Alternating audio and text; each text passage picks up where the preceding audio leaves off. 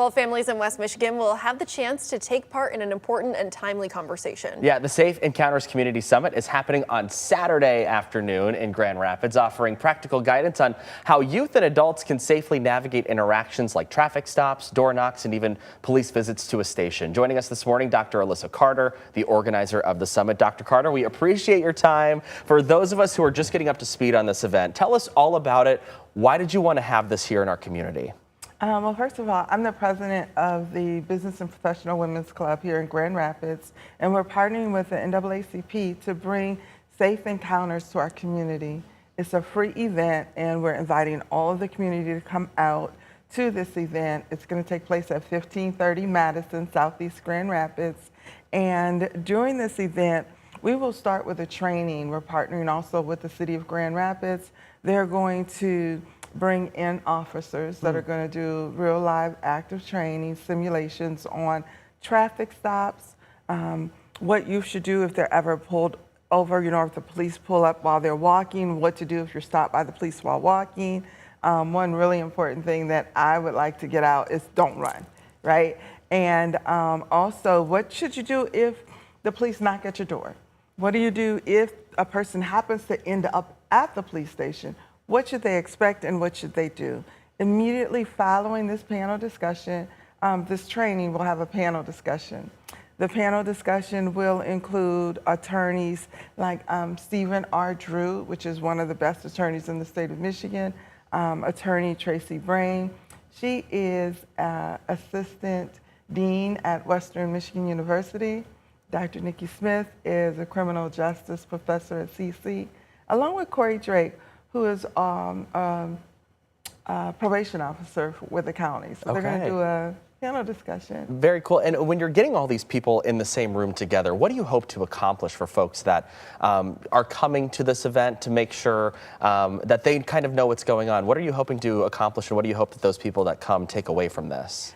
It is my hope, and especially our club, it is our goal that when people come to this event and this training, that they walk away prepared, right?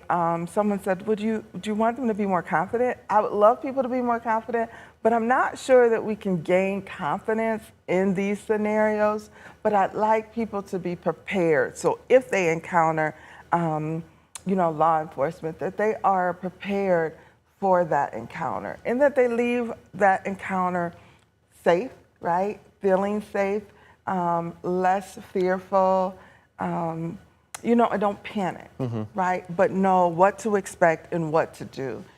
We do have a second panel as well that's going to take place. And that panel will include our very own Chief Eric Winstrom, the Chief of Police, along with Brandon Davis and Pastor Greg Amunga. So, and that's going to be another opportunity for the community to hear from leadership and be able to have some dialogue and ask questions. Yeah, absolutely. It's funny you mentioned Pastor Greg. We actually had him in studio earlier this morning for a different story, so that's funny. Yeah. Now, hearing about this event, when you were putting it all together, why was it something that you felt was necessary for the community? Well, in our organization, we have a mandate of a list of programs that we can choose and based on what fits our community best, and Safe Encounters rose to the top of that list based on everything that's been happening within our community. And we would like to be a force to help bring community and law enforcement together to strengthen those community relationships. And so we're hoping that this does that. So we've invited families, organizations, youth groups. We're encouraging people to please bring your children, and everyone to come out. The doors are going to open at 12:30 p.m. and the program will start right at 1 o'clock on Saturday. Yeah, you're talking about local leaders involved in this process too, right? So you've got some local law enforcement leaders there. You've got just community leaders in general there. When you're approaching them with this topic here, what are they saying? Because obviously they're invited to be included. Why did they feel like they needed to be there to kind of help this program out? It's amazing. Every ask, even for the moderators, was absolutely, I'm going to be there. Tell me what I can do. This is so needed for our community. I'd like to share that two of our the first panel is going to be moderated by Dr. Dante Trust, who is a vice president at Grand Valley State University, and the second one is with attorney Carlton Myers. So every panelist said, you know what, absolutely, I want to be involved. We do have a licensed medical social worker who's going to touch on mental health and trauma, and that is Jamie Dalton. So we're excited. The community has said we need this, and that what better way to kick off the Martin Luther King Jr. weekend celebration. Yeah, absolutely. Yeah, so when we're talking to you about these local leaders that are coming in, local law enforcement, really going in to make sure that there's that hands-on experience to be prepared for these situations in the future, but also talking about the panelists even, what type of information is going to be brought forward by the attorneys, the other local officials that you feel like would be really important for people to hear? Well, I think that number one, the training, right? Knowing and being prepared for that traffic stop. Knowing what you need to have, ensuring that you have it handy, you know, the license, registration, that type of information, but also as they explain what these traffic stops and various encounters look like, then the panelists will be able to talk about what we've learned, right? Kind of break it down, and also how to navigate through those situations, right? So if a person does get a ticket or finds themselves at the police station, we have leadership that can tell you what you should do, right? Like for a child, for instance, if a youth is taken to the police station, they should, I'm hoping that they're gonna tell them, you know what?